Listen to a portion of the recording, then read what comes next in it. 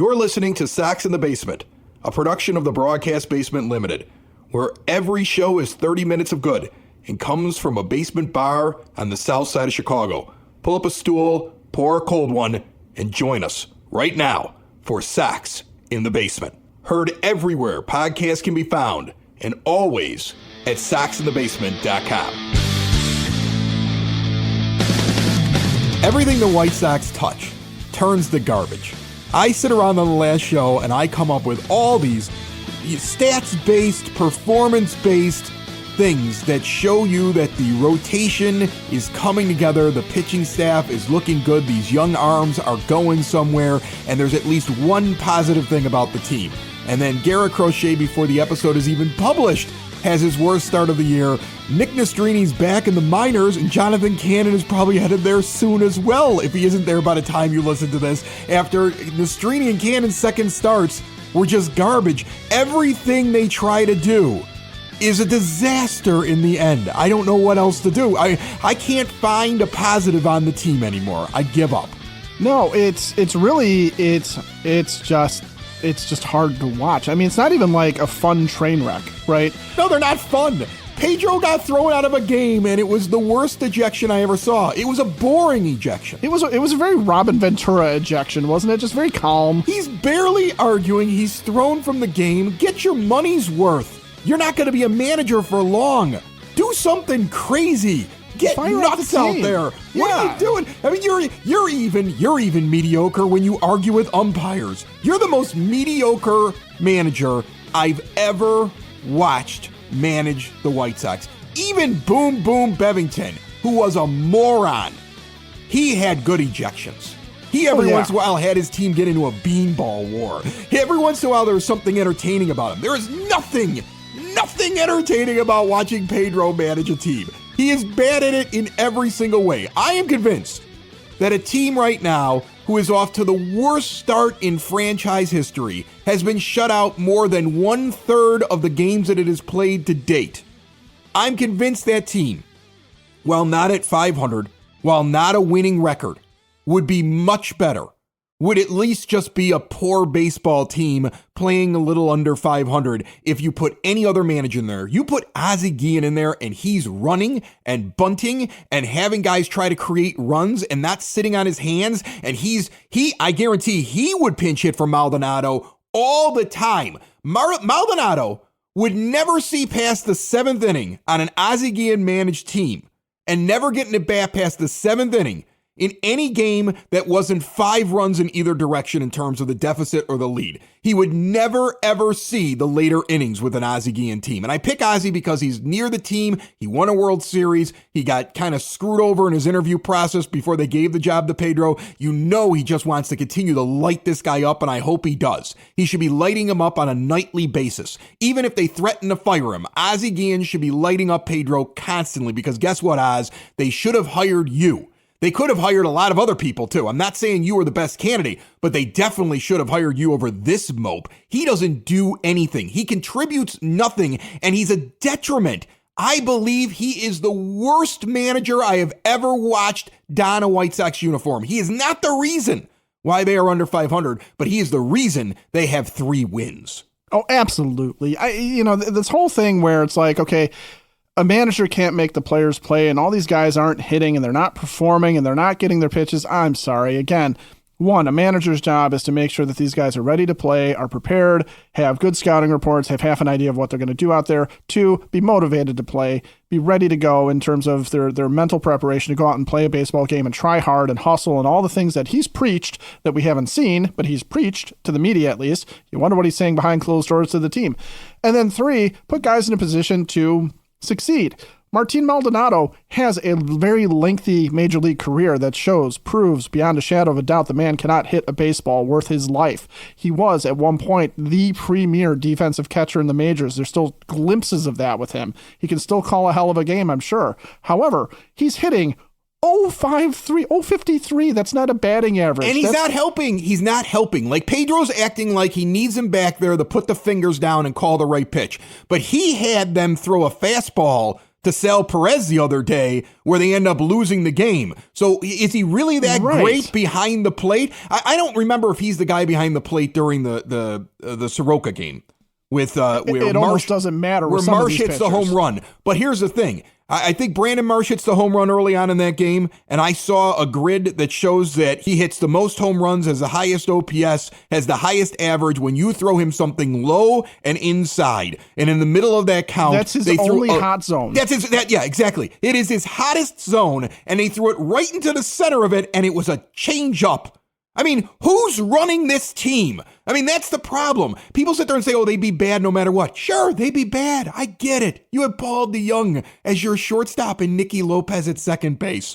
You don't have any stars that can stay healthy. You barely have any stars to begin with. You've got nothing really in your rotation. You're put together so poorly. You have an $80 million payroll in the third largest media market in the country. Your owner's a miser. There's a million things going against you. But the guy making the decisions game in, the guy making the lineups, the guy who's responsible in making the calls is terrible at his job. He's just god-awful. He's comedic. You know what he reminds me of? I actually start whistling the song Springtime for Hitler in Germany. Have you ever seen The Producers? Where they try to put on the worst play ever? They try to put on the worst play ever. And that's the name of the play in the Producers. And they're like, we'll make a bomb and it will be terrible. And it's a comedy, of course. And they get this terrible actor and everything like that. That's what Pedro is. Pedro is the worst thing you could put out there. He's comedic how bad he is. His quotes are awful. Could you imagine covering this team, Ed? You worked in the media for a little while. Could you imagine? I did. Yeah. Can you imagine going in to see Pedro after a game or before a game, and he gives you the quotes that he gives to some of these guys? Like, where's the one that he gave yesterday? It was a very long one. I'll just take here it is. Grifol, this is Scott Merkin put this out. Grifol on staying positive at 3-19. Quote, today we got our ass kicked. You go home and you reflect, and tomorrow's a new day. You can only learn from today, and then tomorrow you start the day, and that's it. The day is over. Shut up. Just stop talking. Stop reading the motivational posters over Merkin's head. Scott Merkin is dumber today for having to listen to and write down that quote. The difference between this and The Producers, okay, is that you can have a fun, bad team. If this team was a team of guys that were try-hard guys, if they were all Danny Mendick, okay, if they were all these try-hard guys that were out there busting it, okay, and trying to do their best, and they were underdogs, and they were guys that you could root for. It's great, but they are listless and lifeless, and they are veterans who were cast-offs of other teams because they weren't good, or they were injured. In the case of Mike Soroka, where it's a reclamation project, I mean, you can kind of get behind the guy, but only for so long. Or they get really excited when something goes wrong in a fantasy football league and they punch somebody. Isn't that what Tommy Pham did? Yes. I would love it if Pedro does something that annoys him. I hope that Pedro's a big fantasy sports guy. Tommy Pham coming up to this roster and punching anybody would be a welcome change. Would be amazing. But you can have good, bad teams. Look, I've said this before, and I will keep pounding this until Jerry Reinsdorf just opens his damn mouth and admits that this is what he wants to do.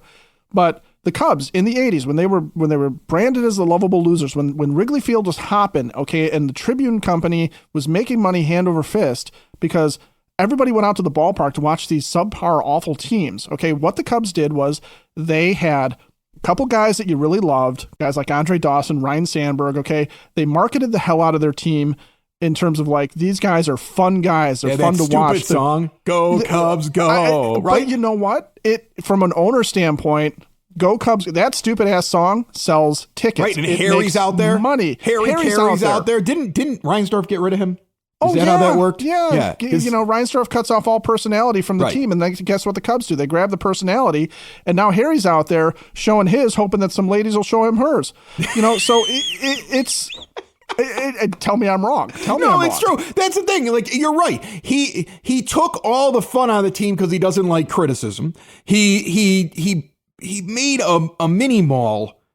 He got rid of the baseball palace of the world, and he made a mini mall. And right next to it instead, and he wouldn't build up the area around the ballpark because he wanted you to come inside and eat his food. All right. I mean, like he's made such poor decisions throughout, and he shaped this team 100%.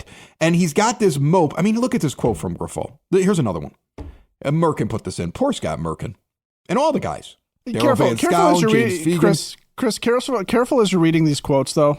Yeah. Okay. Because I don't want you to suck so much oxygen out of the room that you and I pass out. I can tell you this. This is Grifol. Rest assured that everything that happens in this ball club, on the field, off the field, that affects us being able to win a baseball game or affects the integrity and character of this organization is being addressed. End quote. Pedro, if it were being addressed, you wouldn't be the manager anymore. Sox in the Basement listeners, switch to a new age of life for mom and dad, grandma and grandpa. Keep them out of assisted living. Make it so they can get around on their own. Live independently in their own home with stair lifts, ramps, grab bars, lift chairs, and even bathroom remodeling from Hyatt Home Medical Equipment. They work with your insurance. They have 0% financing for qualified individuals, and they have the latest and greatest in CPAP machines. Unhappy with your vendor? Hyatt is going to help you out. Switch, get your supplies directly mailed to you. Plus, you can test out the new equipment at their showroom here on the South Side. And if you're looking for continuous glucose monitors, the most up-to-date equipment is at Hyatt Home Medical Equipment. Learn all about them at hhme.com. He reminds me of Han when Han would say stuff last year and Kenny would say stuff last year. When he was dead Rick walking. Right, yeah, and you'd be like, that applies to you. You're not going to have a job soon. And I would say it over and over again. There were people who were like, oh, no, they're going to have a job for life. I'm like, I mean, like they're describing themselves. This guy's describing himself. There's no way he makes it through the year, right? At this point, they're just keeping him because they don't want us to be right. They don't want the fans to be like, yeah, we wanted to get rid of this guy and they did what we wanted. They don't want to ever do anything we want. They just want us to drink campfire milkshakes and remember it's better at the ballpark. Even there, again, you have to have fun at the ballpark to do that. And one of my biggest criticisms really of this team is these guys are just names, right? Like I understand. Luis Robert Jr., when he is healthy and playing, he's an exciting guy to watch. I'm pulling for Danny Mendick, but only because a couple of years ago, we kind of got a glimpse of how much fun Danny Mendick could be to watch play, and then he got screwed by the team, and now he's back for a redemption run. He's one of the few people I'm excited. I hope it works out for him. Now, again, he's on the White Sox. Remember, I started this show off saying everything they touch. Right. Okay, so I'm hoping, I expect him to hit 120 and be down in the minors in a week. I'm hoping Danny Mendick gets to take Gavin Lux's place on the Dodgers because that would be better for him, okay? But I really have nothing invested anymore in Andrew Vaughn or Nicky Lopez or Paul DeYoung or Andrew Benintendi or Dominic Fletcher or Robbie Grossman. I didn't care about Robbie Grossman before he was on the team. I don't care about him now. And that's no slight to Robbie Grossman. He's probably a hell of a guy, but he's a journeyman outfielder. I'm rooting for Corey Lee to get more at-bats. Okay, and as young guys come up, you can kind of do that, but I don't know anything about Corey Lee.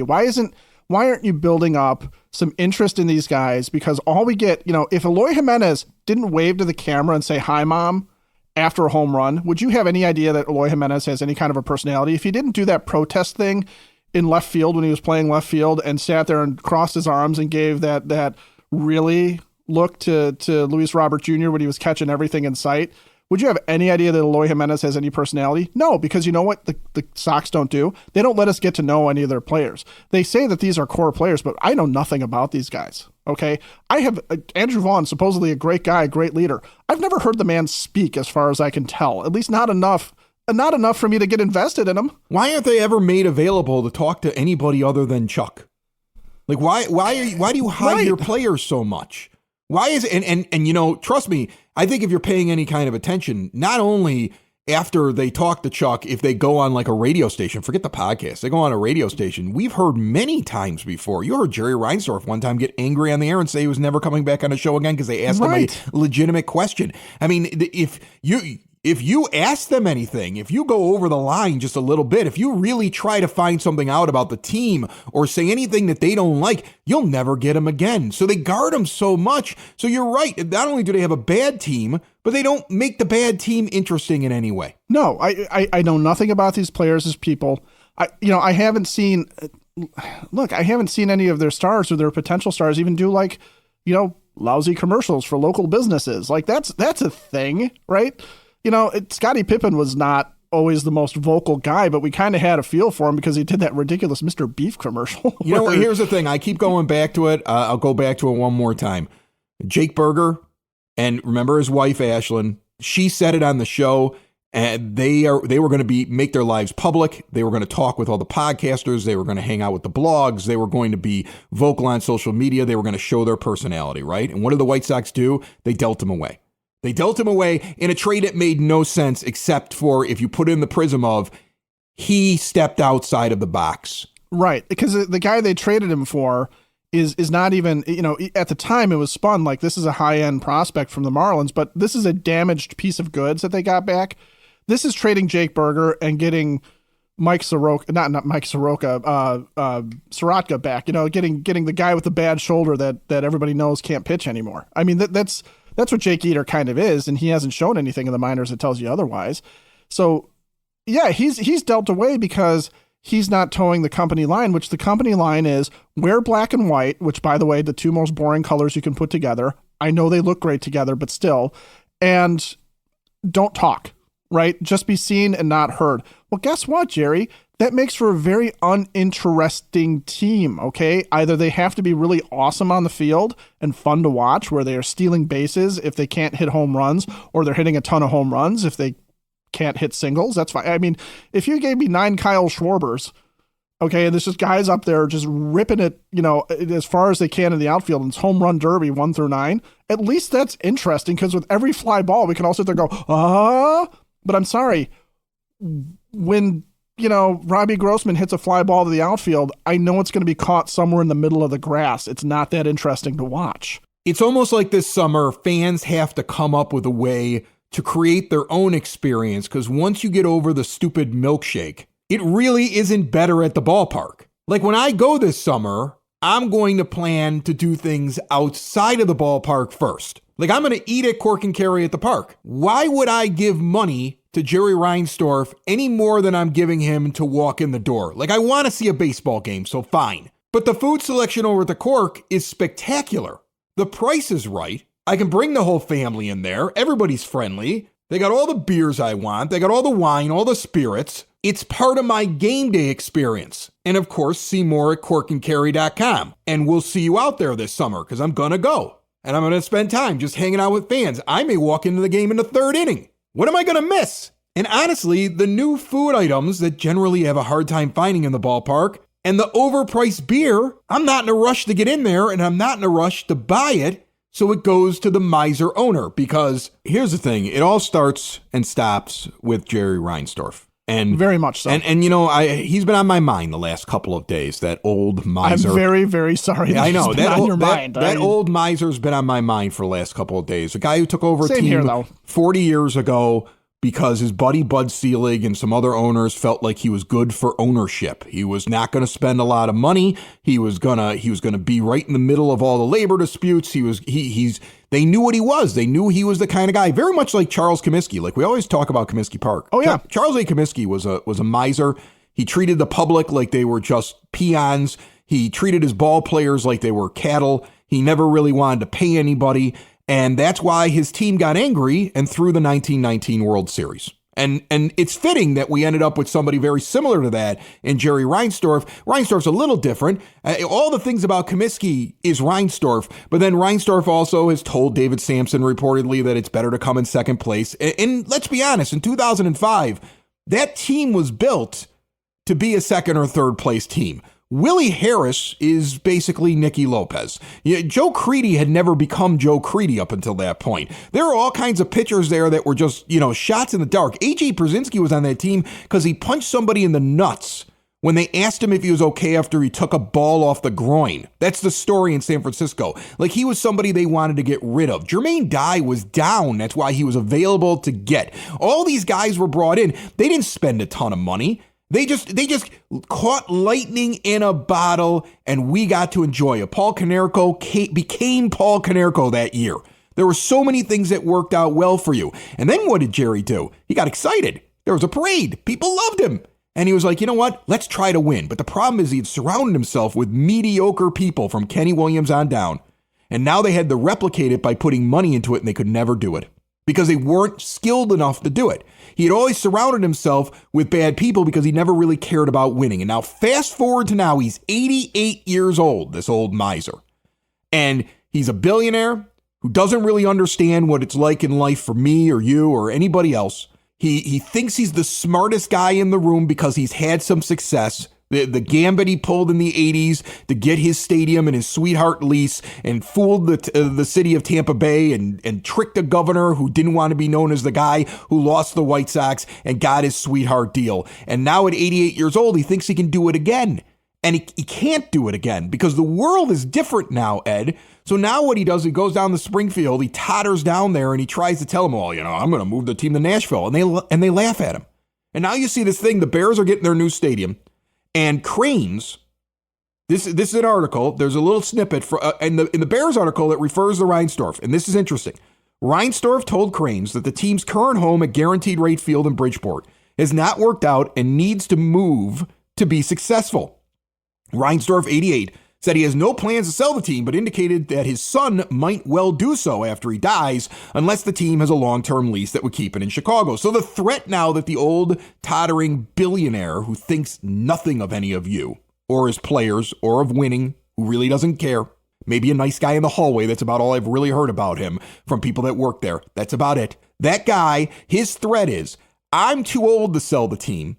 I'm not gonna sell the team. But if I don't get a sweetheart lease, or you don't build me a monument to myself before I die, or at least I know as I pass on to the great beyond, it's going to be built with a brand new stadium, my son is going to sell the team. And those people who buy it may move the team out of the third largest media market in the country. It is the most absurd thing I've ever heard.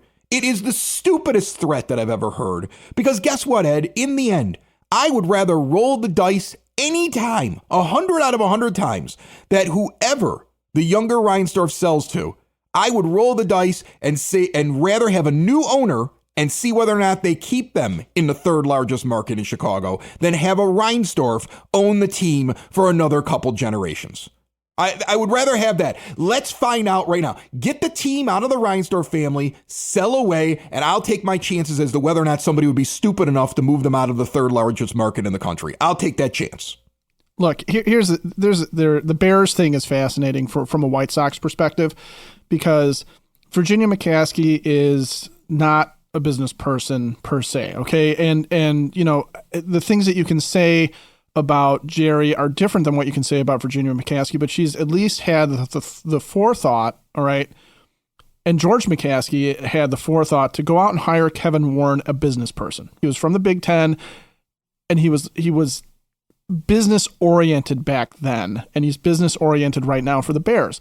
And what Kevin Warren did was he went out and he said, I'm going to spend money on real estate that's going to retain value, by the way, okay? Because Arlington Park, the former race course, it was standing abandoned. Churchill Downs had said there's no more races there, and it was nothing, all right? And I know that area pretty well. And there were, Arlington Heights would sit there and go, build more condos, but it's not like overpriced housing is in short supply in the northwest suburbs. So that's, there's not a whole lot you can do with it. Realistically, that's going to make a lot of money. So selling it to the Bears made sense. I don't think the Bears were really intending to go out to Arlington Heights, but Kevin Warren now had leverage against the mayor of the city of Chicago and potentially the governor, but really against the city of Chicago to sit there and say, do something for me or we're going to Arlington Heights because I have the land. I've bulldozed the grandstand.